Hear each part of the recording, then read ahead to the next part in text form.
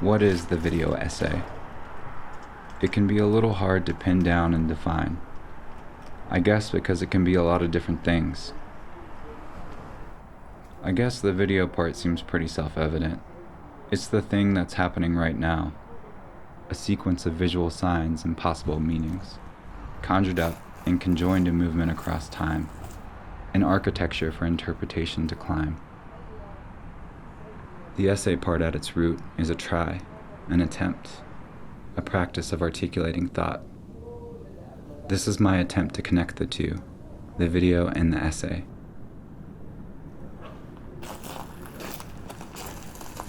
It's mid-November 2021. The faces on the jack-o'-lanterns, carved a couple weeks ago, have all caved in on themselves. The masks on the figures of those who once were grow more sunken and scary by the day. I've been thinking about what I want to do for a research project in my program.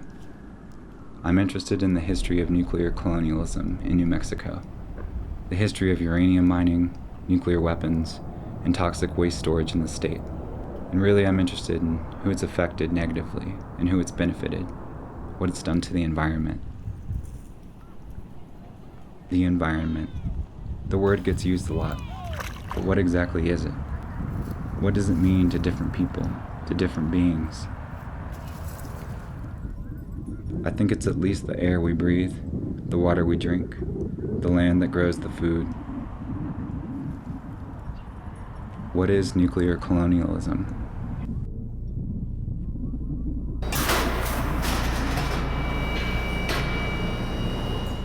I associate it with bad news and ideas like atomic fallout, abandoned uranium mines, radioactive waste storage, leaks that seep into local water supplies, Superfund sites, in situ leach mining.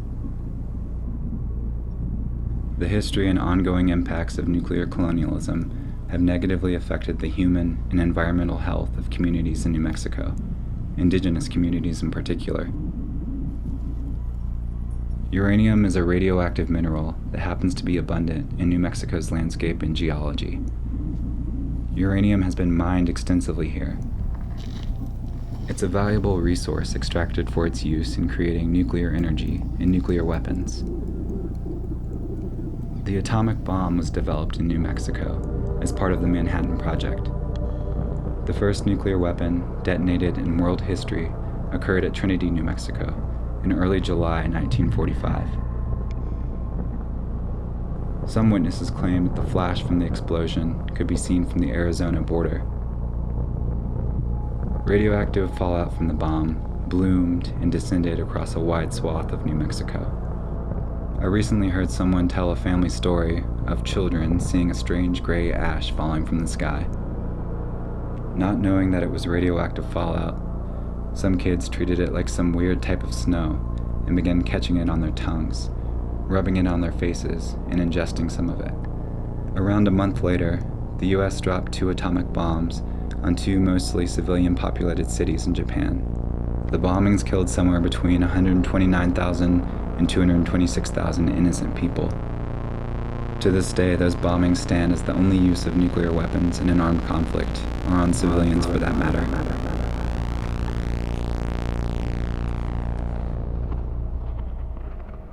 Thank you very much for joining us. Iran has reported an accident at its main nuclear facility at Natanz. Tehran's atomic agency says it affected the site's electrical distribution grid.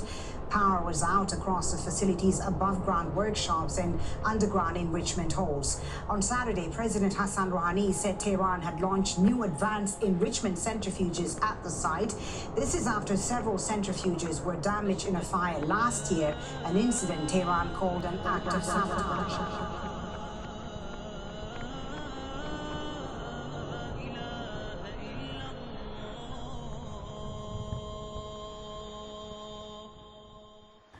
When I think about nuclear colonialism, I also think of Iran in this kind of sidelong but interconnected way, at least for me personally. My dad is from Iran. He was born there. He moved to the United States in 1978 when he was around the age of 22 to pursue an education, A year after he moved to the US, the Iranian Islamic Revolution happened. Fast forward 40 years. In 2018, the US reinstated crippling sanctions on Iran.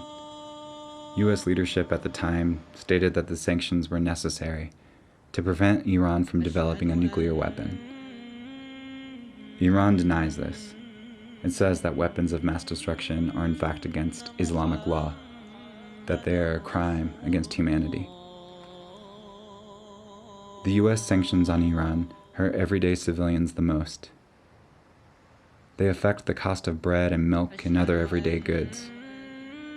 During the pandemic, there were severe medical supply shortages in Iran directly caused by the sanctions. These shortages limited the capability of hospitals and impaired access to COVID medical care for many. I have 3 aunts and an uncle that live in Iran, and many cousins. I was fortunate enough to visit them for the first time in 2016. It was a beautiful experience. The place was a lot different than I had heard.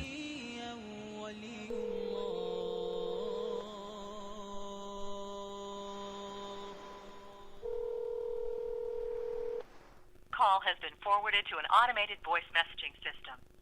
At the tone, please record your message. When you've finished recording, you may hang up or press 1 for more options. کامران جان سلام هلو من انت مله How are you خوبی خیلی دوست دارم زنگ زدم نبودی پیغام گذاشتم خداحافظ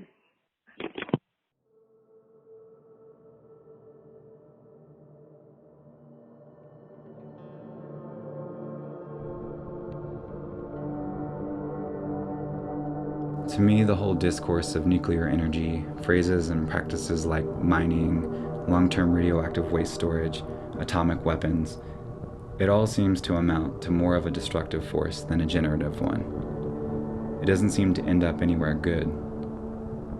The argument for nuclear energy being more green or efficient never really addresses what to do with the byproduct, a waste that poses serious environmental danger for thousands of years. I want to make documentary films. I want to help share stories and tell stories that will encourage others to put this monster back to sleep, to leave it buried in the ground. I want to end by sharing a passage from a book called The Navajo People and Uranium Mining. The chapter this passage comes from is called Litso, the Powerful Yellow Monster, a Navajo interpretation of uranium mining. It's by Jim Zion and Esther Yazzie Lewis. I think it's an important story and an important perspective that really puts the issue of nuclear energy and all that comes with it in a proper frame of understanding.